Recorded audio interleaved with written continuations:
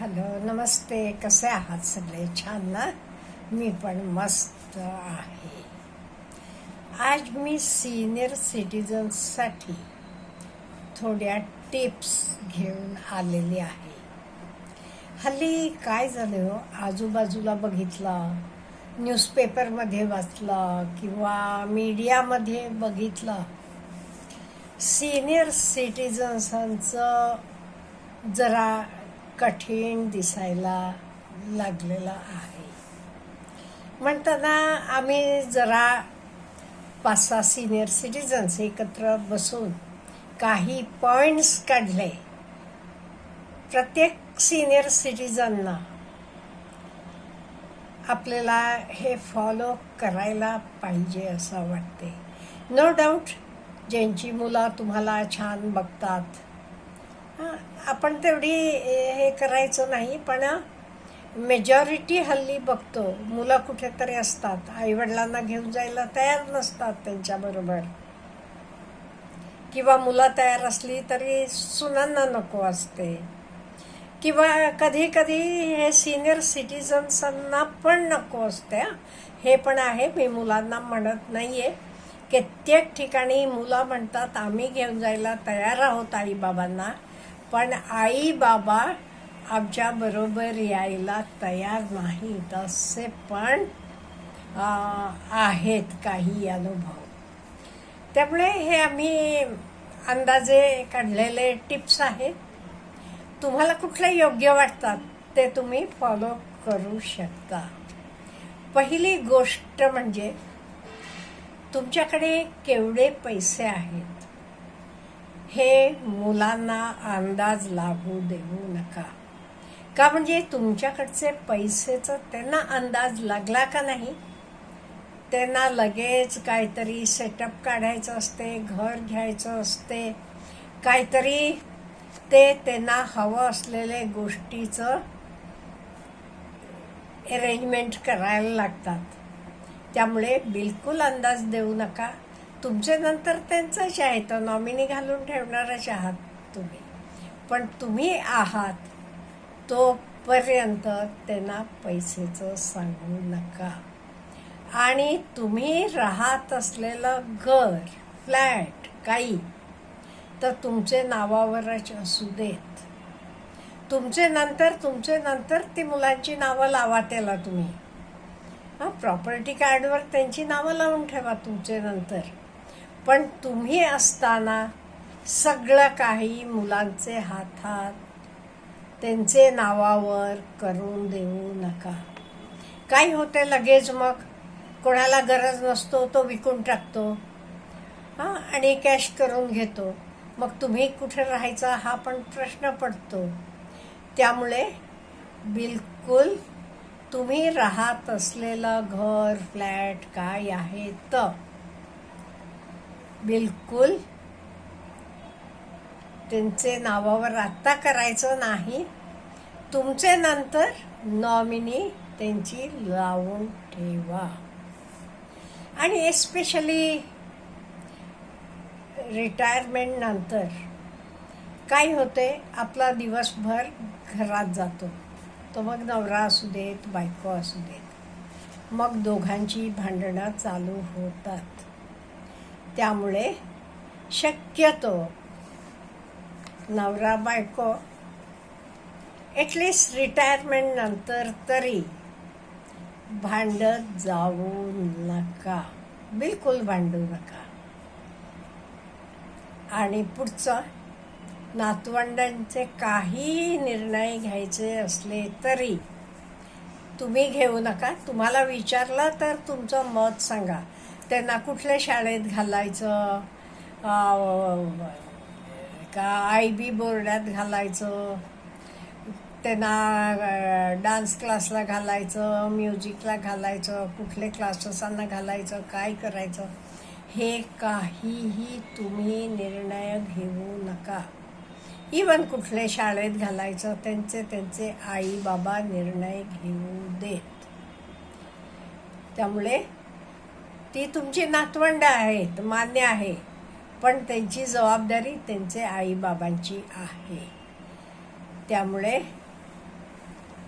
नाही ते अमुक इथे फी जास्त असली की असू देत की मी देतो की तिथे घाला, नाही, त्यांचं ते निर्णय घेऊ देत. आणि काही सिनियर सिटिझन्सांना वाटते आपल्याला कोणतरी पार्टनर पाहिजे, लग्न करायचं असं. हे पण विचारपूर्वक करा. मी काही लग्न करू नका म्हणत नाही आहे, पण विचार करा. आता काय विचार करायचा तुम्हाला माहीत आहे सगळं. त्यामुळे विचार केल्याशिवाय पाऊल उचलू नका. का म्हणजे बरेच लोकांनी असं रिटायरमेंटनंतर म्हणजे बायको वारल्यावर म्हणा लग्न केलं, मग बराच सगळा त्यातनं रामायण घडलेलं आहे. त्यामुळे असं काहीही करू नका. का म्हणजे पार्टनरला तिला पण मुलाबिला असतात, तुम्हालाही असतात. त्यामुळे त्यांची आफ्टरऑल एवढे वर्षाची काय असते ओढ असते. त्या बाईचं तिचे मुलांकडे ओढ असते, तुमचं तुमचे मुलांकडे ओढ असते.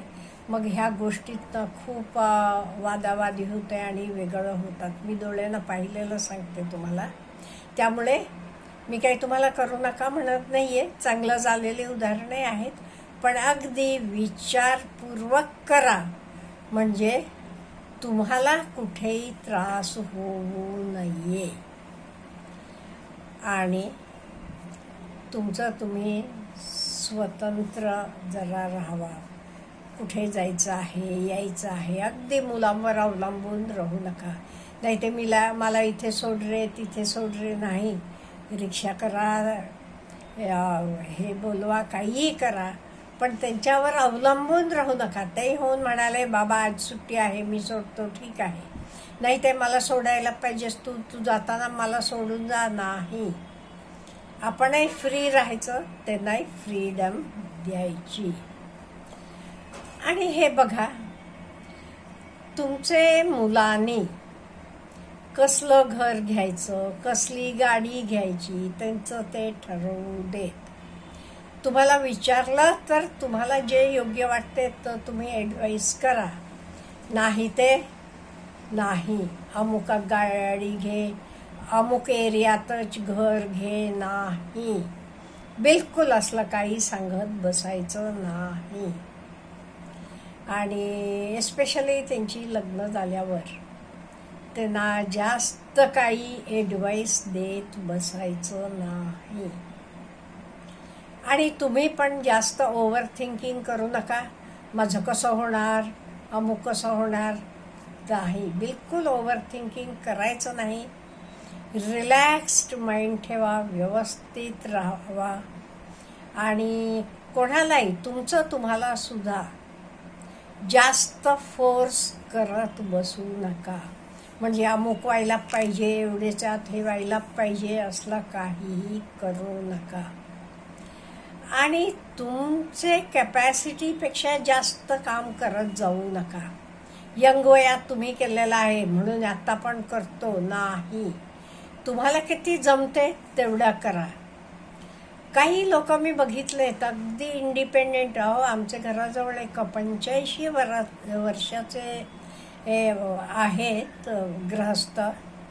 ते का नाही, त्यांचे घरात समोर पंक्चर काढायचं, गाड्यांना हवा भरायचं हे दुकान चालू केलं. दुकान म्हणजे छोटंसं. ते म्हणतात वेळ जात नाही, मग काय आयुष्यभर ही सगळी कामं केलेलीच आहेत आम्ही. 85 वय आहे, 85. आणि अगदी माफक, त्यांच्याकडे खूप माफक रेट्स आहेत. त्यामुळे एवढी गर्दी होते त्यांच्याकडे. त्यामुळे तुम्हाला झेपत असते तेवढा करा कुठलंही काम. झेपत नसला की तर काम काहीही करायला जाऊ नका. तुमचे लिमिट्स तुम्हाला माहीत असू देत. आणि तुमचे हॅपी मुमेंट्स मिस करू नका. तुम्हाला ट्रिपला जायला आवडते, तुमचं सिनियर सिटिझन्सांचं मंडळ आहे, ते जावा. एकत्र कुठेही जावा, जेवायला जावा. तुम्हाला चांगलं जेवावं असं वाटते, जावा. बाहेर जेवा, ट्रॅव्हल करावं असं वाटते, जावा. आपण छानपैकी मस्तपैकी राहायचं, आनंदानं राहायचं. आणि health is a great treasure आपल्याला माहीत आहे. त्यामुळे आपल्या आरोग्यासाठी सगळं व्यायाम, जेवणखाण हे सगळं व्यवस्थित हे करायचं. आणि महत्त्वाचं म्हणजे झोप. रात्रीचं व्यवस्थित झोपायचं 6 ते 8 तास. हेल्थ चेकअप करायचं वर्षाला एकदा व्यवस्थित. आणि कुठलेही निर्णय घेताना मुलाबाळा निर्णय घेत असतात घरात, तेव्हा आपण ते काही नाक खुपसायचं नाही. परत सांगते, ते होऊन काही विचारलं तर तुमचं मत द्या. नाही ते त्यांच्याबरोबर राहत असाल तरी तुम्ही अगदी ते काय निर्णय घेतात त्याच्यावर काही बोलू नका. म्हणजे क्रिटिसाइज पण करू नका, सपोर्ट पण करू नका. विचारलं तर सांगा, नाही ते ॲडजस्ट करून आनंदात राहावा. मला वाटते असे सगळे जरासं आपण पण त्यांच्याशी ॲडजस्ट करून राहिलो की आपण कोणालाही नकोसे होत नाही. अच्छा, हॅव ए गुड डे.